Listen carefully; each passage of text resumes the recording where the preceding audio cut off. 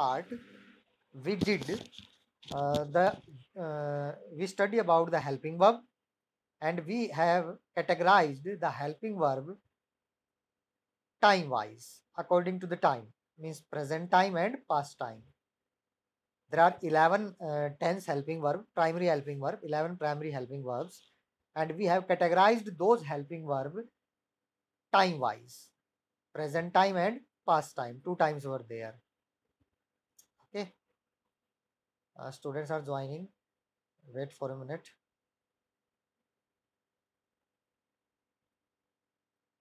So now we move further. Okay, देखते हैं बेटे. Today we will start forms of. We will start from forms of main. Okay,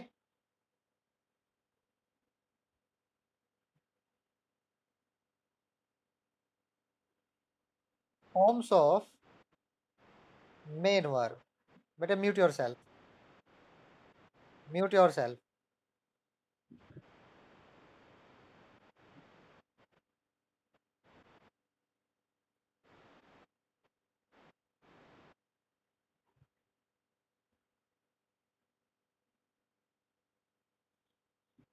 So let's see forms of main verb.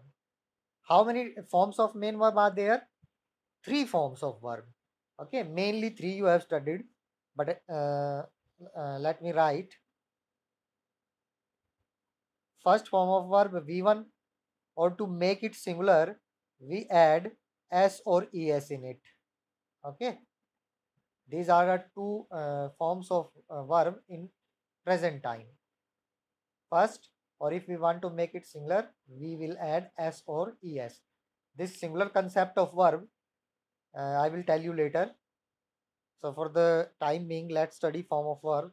So first form, second form, third form, and one more form is there. We say it V1 plus ing. V1 plus ing or fourth form. These are there. So these are the four forms of verb.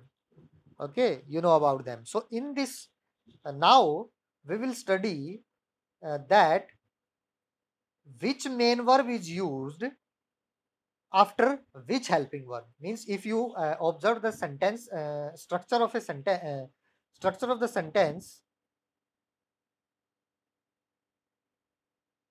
it is subject plus helping verb plus main verb plus object. This is the structure of the sentence bete. Subject, helping verb, main verb and object.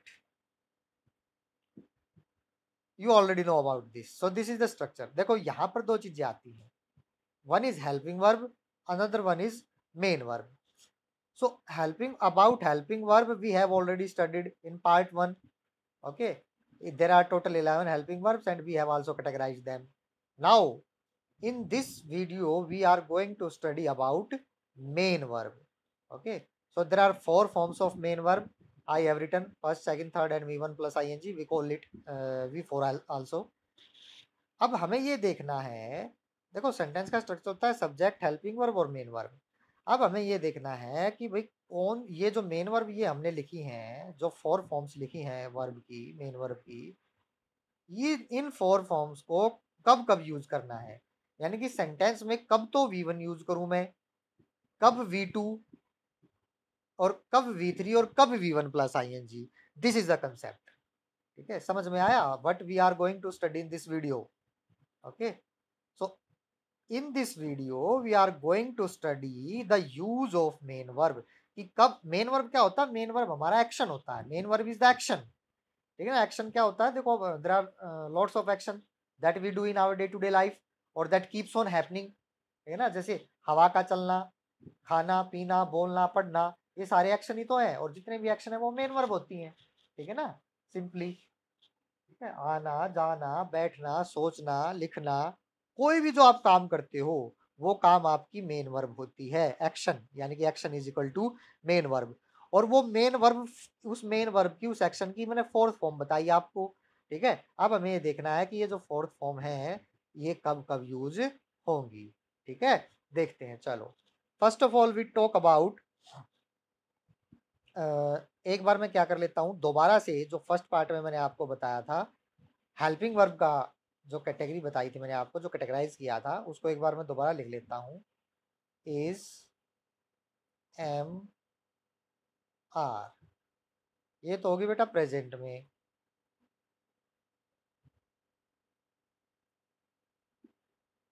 मैंने आपको बताया था is, am, are, this is the present form.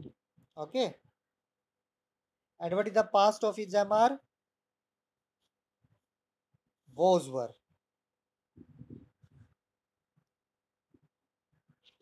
Then has, have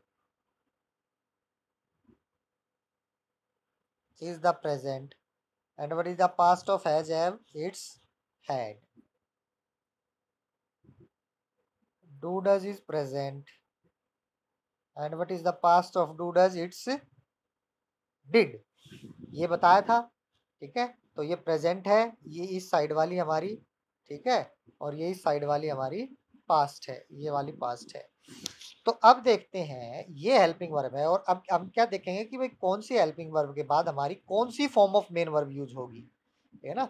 तो इजेमार वाजवर के बाद आएगा बेटा हमारा यहाँ, अगर हम इसको बात करें, या इसके बाद आएगी V4 फॉर्म, यानी कि V1 प्लस ING, ठीक है, V4। After has, have, had, we use third form of the main verb, and after do, does, did, we use first form of the verb. अब एक रह गई है ना, कौन सी रह गई, मेन वर्ब की फॉर्म सेकंड फॉर्म रह गई। मैंने बताया था मेन वर्ब की 4 फॉर्म होती हैं, V1, V2, V3, V4। अब V4 आ गई जैमार वाजवर के बाद। V3 we have used after has, have and had, and V1 we have used after do, does and did. V2 रह गई ना। V2 कभी भी अपने साथ कोई हेल्पिंग वर्ब नहीं लेती, ये बात ध्यान रखना है आपने। जो मेन वर्ब है, जो सेकंड फॉर्म होती है वर्ब की, मेन वर्ब की जो सेकंड फॉर्म होती है, it never takes helping verb with it, ठीक है, ये हमेशा अकेली यूज होती है। It is used alone in the sentence. मैंने कल की वीडियो में भी बताया था आपको कि अगर कोई हेल्पिंग वर्ब नहीं है सेंटेंस में, तो फिर आप मेन वर्ब को देखिएगा, और सेकंड फॉर्म ऐसी मेन वर्ब है जो अपने साथ क्या नहीं लेती, हेल्पिंग वर्ब नहीं लेती सिंपल सेंटेंस में, ठीक है। सिंपल सेंटेंस में जो V2 है, ये अपने साथ हेल्पिंग वर्ब नहीं लेगी। अगर हम इसको नेगेटिव बनाएंगे तो नेगेटिव में डिड आ जाएगा, और जैसे ही हम डिड यूज करेंगे, डिड के बाद वापस फर्स्ट फॉर्म यूज हो जाएगी। ये बात आपने ध्यान रखनी है, ठीक है। इसी तरीके से बेटे डू डज का केस है। V1 भी, जो हमारी V1 होती है, V1 या V1 प्लस SES, ये भी सिंपल सेंटेंस में अपने साथ कोई हेल्पिंग वर्ब नहीं लेती, ठीक है। जैसे ही हम इसको नेगेटिव बनाएंगे, तो नेगेटिव बनाएंगे तो डू डज का यूज करेंगे, और फिर डू डज के बाद हम V1 यूज कर देंगे। बाद में भी बताऊंगा ये कंसेप्ट, ठीक है। तो ये चीज है बेटे। तो क्या बताया आज मैंने कि भाई कौन सी हेल्पिंग वर्ब के बाद कौन सी मेन वर्ब यूज होती है। हेल्पिंग वर्ब हमें पता चल गया था, ठीक है। अब ये जो हेल्पिंग वर्ब है हमारी, these are total 11 helping verbs, is, am, are, was, were, has, have, had and do, does, did. तो अगर आपको याद रखना है ये हमेशा, you are to keep this thing in to your mind whenever you use is, am, are और was, were.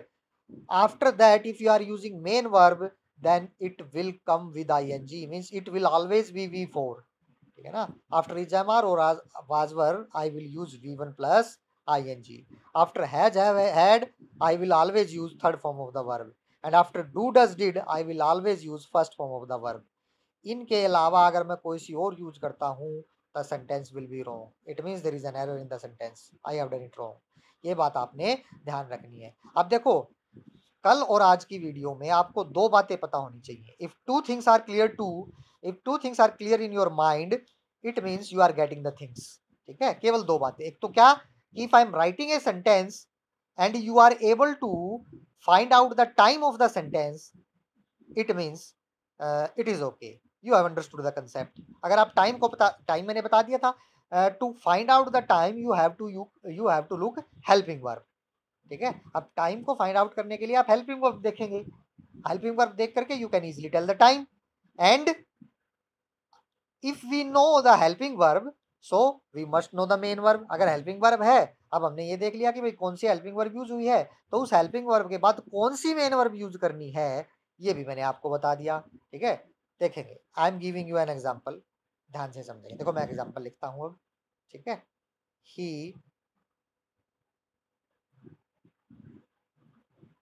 Is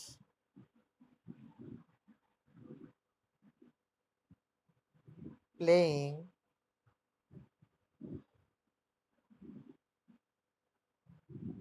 football. Suppose this one is the example. He is playing football. Now, look at this sentence carefully. He is playing football. He is our subject and is our helping verb. देखो यहाँ से एक concept और आता है बेटे subject और verb का। ठीक है, कि कौन से सब्जेक्ट के साथ which helping verb should be use with subject. तो ये मैं बताऊंगा आपको, ये पार्ट है हमारा, ये तीसरी चीज है, इसको हम कल डिस्कस करेंगे। आज की जो चीज है वो आपने ये समझनी है। देखो अब मैंने यहाँ पर यूज किया है इज। अब यहाँ पर अगर मैं टाइम पूछूं, if I ask the time, तो आप बता सकते हैं कि भाई सेंटेंस का कौन सा टाइम है।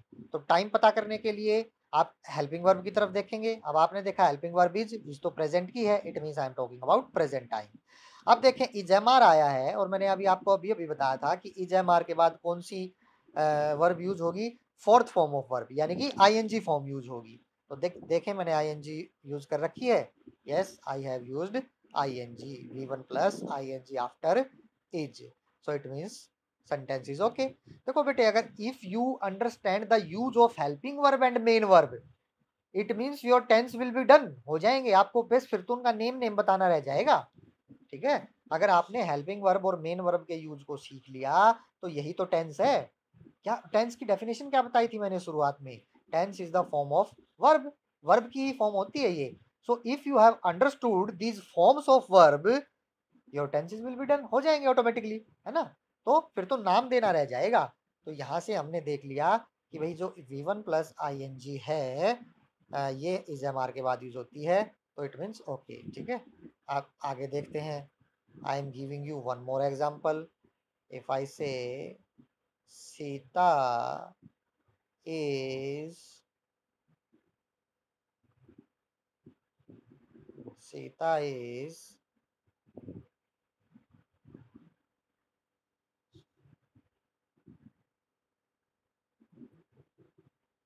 I'm writing again. Sita has cooking food. Sita has cooking food. Now you tell me, reply me in chat, bete. Just reply me in chat. Sita has cooking food. Is this sentence right or it is wrong? Just reply me in the chat. Right or wrong? Just right. Right or wrong? Reply me in the chat. If it is correct, if it is right, just written correct. If it is wrong, then write wrong. Correct or incorrect, you can write, or right or wrong. Reply me in the chat. Sita has cooking food. क्या ये sentence ठीक है, right है या wrong है? Vaibhav wrong, very good. Vaibhav very good, wrong, it is wrong. ठीक है ना। Why why it is wrong? Anjali wrong, very good बेटे अंजलि, इट इज रोंग। देखेंगे Sita has cooking food, why it is wrong? Because we have just studied that after has have we will use third form of the verb. After has have और had we will use third form of the verb, but here we have used ing form, means fourth form. It means sentence is wrong. So rather we will write Sita has, what is the third form of cook? It's cooked, COOKED, cooked. Sita has cooked food. Now the sentence is correct. Sita has cooked food. Okay. So instead of cooking, we will write cooked. Sita has cooked food. And if I ask you the time of this sentence, can anyone tell me the time? To know the time, we look helping verb. Okay, to know the time. So what is the helping verb here is has. And has shows us the present. So it is present time. Okay, so these two things should be clear to your mind. ठीक है ना, time of the given sentence and use of the main verb. If this two things are clear to you, it means हम जो है अपना tense सीखने की direction में सही बढ़ रहे हैं, ठीक है ना, we are on right track. If this two things are clear to you in your mind so far, how to find out the time of the given sentence and how to check the use of main verb in a sentence. Again, I am giving you the answer of these two questions. If you are to check the time of the sentence, just look at the helping verb.